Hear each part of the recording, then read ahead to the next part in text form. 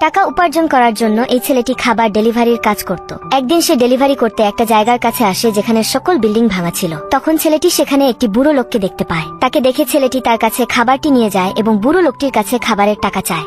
কিন্তু সেই লোকটি ছেলেটিকে টাকার পরিবর্তে একটা কেটলি দেয়, তবে ছেলেটি শুধু টাকা নিতে চাচ্ছিল। তখন সেই লোকটি রেগে গিয়ে বলে, তুমি কিন্তু একজন দেবতার কথা অমান্য করছো। ছেলেটি তখন লুঙ্গি ছাড়া লোকটির কথায় ভয় পেয়ে সেই কেটলিটা নিয়ে সেখান থেকে চলে আসে।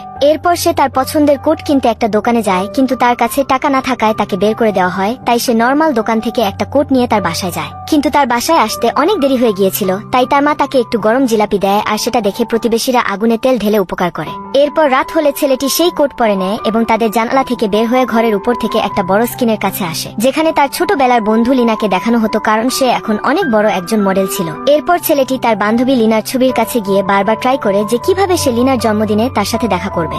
আপনার বাড়ির পাশে কি এইরকম প্রতিবেশী আছে সেটা কমেন্টে বলুন।